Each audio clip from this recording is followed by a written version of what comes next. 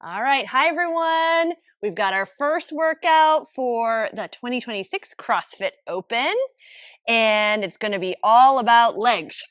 Thankfully, the movements in this workout we have already discussed in our previous videos. We've told you all we know about wall balls and box jump overs / maybe box step overs. All of these movement standards you already know. We should know. Yes, we should know, and we should be practicing every day. However, this video is for our judges. Those of you who are going to be judging this weekend, we want to make sure you know what movement standards to look for so that you know when to say good rep and when to say no rep.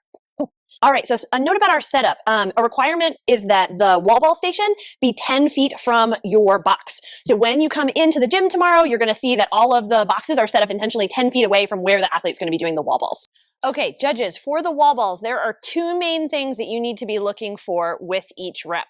So clock starts and the athlete can't be touching the wall ball. As soon as they pick the wall ball up, they can start their first rep, and the first thing you need to look for is, do they get below parallel?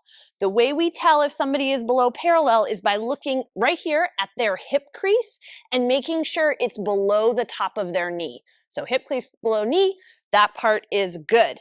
The second thing for our wall ball is, does the medicine ball hit the target? So for this workout, the yellow strip is the 9-foot target. If the ball touches anywhere on the yellow or above, that would be a good rep for the women's division.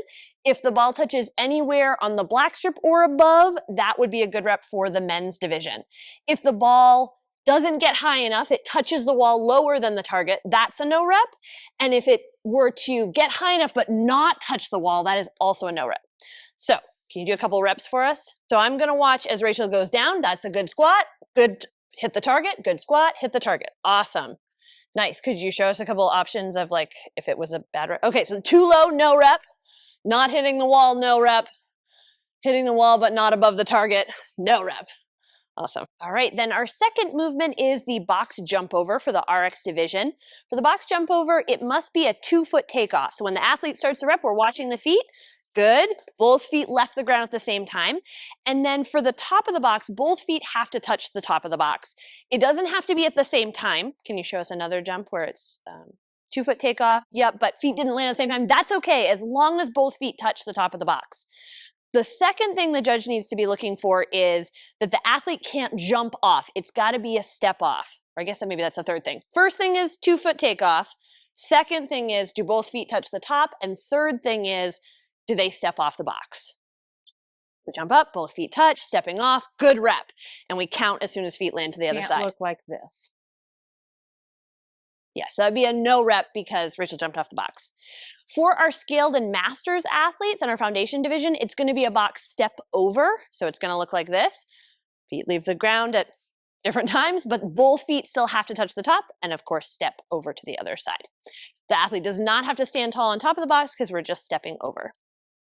Kind of a combo of both movements is our third movement is a wall ball weighted step over. So the medicine ball that you used for your wall balls, you're now going to be carrying as you step over the box. The step over is the same, except that you're holding the weight, and you can hold that weight in one hand or both hands. But a couple things about that to look for. If you're holding it, the medicine ball cannot touch your lower body, so it can't touch your legs. It also can't touch the box at any time during the rep. And if you're using one hand, the other hand can't touch your lower body, can't touch the box. It can't help you with the rep. So judges need to be looking for, is the athlete holding the medicine ball, and are they holding it correctly without touching the box or their lower body? Same without the ball. You can't touch. Yes. Oh, yes. Same without the ball as well. The regular step overs, you also can't use your hands to touch your legs. And don't be afraid to call those no reps. Even if it's your best gym buddy, the point of this competition is to uphold the movement standards, have integrity, have fun, but still movement standards does matter. And it's my job as the athlete to make sure I'm not giving the judge any questionable reps. So I need to make sure that I'm getting below parallel. If it's a rep that seems like, was that a rep or not, then it should be a no rep. It shouldn't be any question about it, whether it was good or not. If there's a question about it, it's a no rep.